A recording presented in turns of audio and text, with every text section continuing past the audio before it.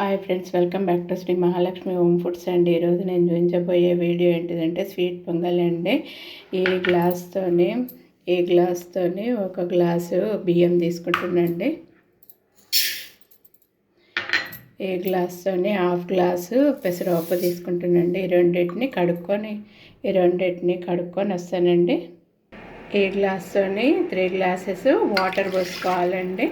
ఇది ఒకటి, ఇవేమో 2 అవుతాయండి. ఇప్పుడు 3 గ్లాసుల వాటర్ పోస్తున్నాండి. వీటిని ఇప్పుడు పొయ్యి మీద పెడతానండి. 3 విజిల్స్ వచ్చినాక తీసుకోవాలండి.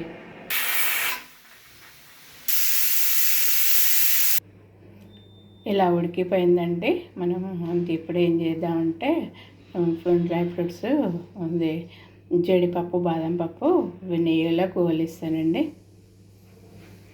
ఇప్పుడు దీంట్లో ఒక గ్లాసు బెల్లం వేసుకోవాలండి. హాఫ్ గ్లాసు చక్కెర పోస్తున్నానండి. ఇప్పుడు వీటినన్నిటిని కలిపి కొద్దిసేపు పొయ్యి మీద పెడతానండి. ఒక చిటికెడంతా పసుపు వేసుకోవాలండి. ఇందులోనే ఇలాచి పొడి వేసుకోవాలండి.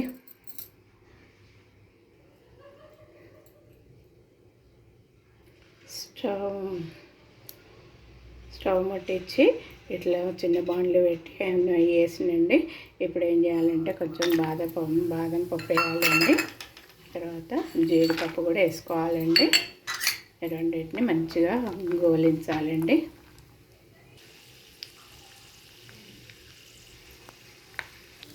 ఇలా వేగిపోయినాయి కదా, వీటిని ఇప్పుడు తీసి ఇట్లా వేయాలండి. ఇట్లా వేయాలి. ఈ వేడి నెయ్యిలనే కొంచెం కొబ్బరి కూడా వేసుకోవాలండి. ఈ కొబ్బరిని కూడా ఇందులో వేసేసుకోవాలండి. డ్రై ఫ్రూట్ ఇది జీడిపప్పు, బాదం పప్పు అవి వేయించిన నెయ్యి ఉంది కదండి, ఈ నెయ్యిని ఇలా పోసేసుకోవాలండి. ఇట్లనే కొంచెం సేపు పొయ్యి మీద పెట్టుకోవాలండి.